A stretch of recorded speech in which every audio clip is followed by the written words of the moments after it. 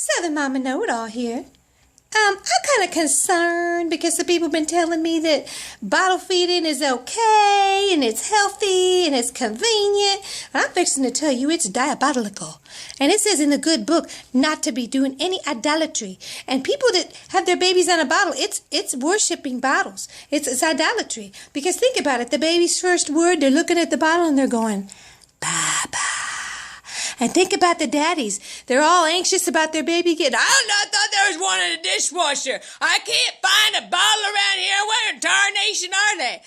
And the big sister and big brothers are like, where's the bottle? Did you get the bottle? No, I thought you had the bottle. Get that baby the bottle. And the baby keeps screaming and crying. And the mother's like, I told you to bring the bottle. Where's the bottle? Everybody's screaming about the bottle. That, my sisters and brothers, that is diabolical.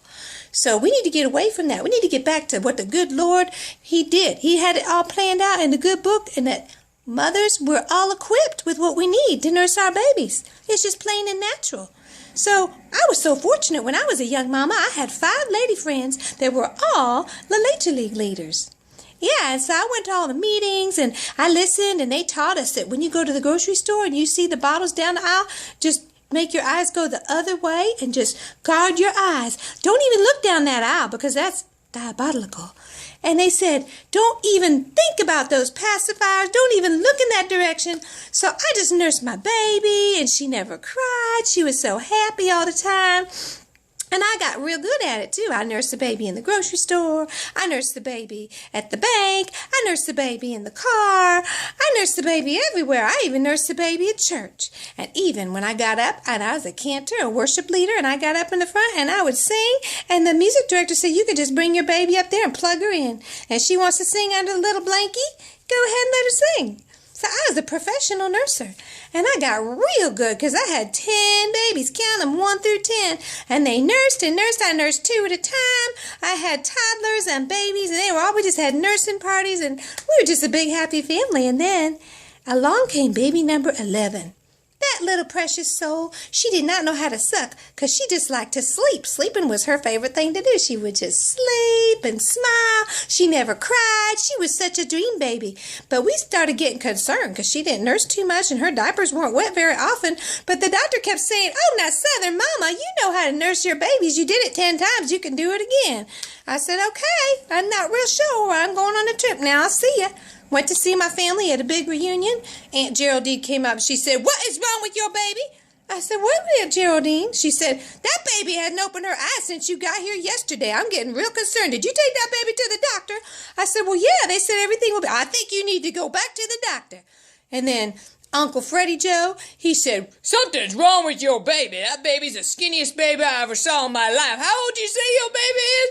I said, she's 6 weeks old. Oh, that baby look more like 6 days old to me. You need to take that baby to the doctor. So I went back home from the trip, took the baby back to the doctor. This time they paid a little more attention. They put her on the scale. They said, oh my. I could hear him whispering in the back, ooh. Oh, my goodness, Southern Mama, just go down to the room at the end of the hall. We'll be with you in a few minutes. I could hear them whispering, and I thought, oh, this must be bad. I didn't know what they were going to do, put her in the hospital, do surgery. I wasn't sure what was going to happen. They came in the room, and they shut the door, and the pediatrician looked me right in the eye. She said, Southern Mama, I got some bad news for you. I know you don't want to hear this. And I was like, what? And she said, you're going to have to put your baby on the bottle. And I said, no, that's evil. That's a sin. I'm a Christian woman, and the good book says that we're not supposed to do that. And I don't believe in that. And she said, Southern Mama, your baby's life is in danger. You need to do this. I want you to call one of those bottle-feeding friends of yours, and you need to get some advice. I said, bottle-feeding friends? Are you kidding me? I don't hang around those women. But I did think of one bottle-feeding lady, and I thought, well, just maybe she'll talk to me. And I gave her a call, and I said, hello. I said, this is Southern Mama. Remember me? Yeah, I know I haven't talked to you in a real long time.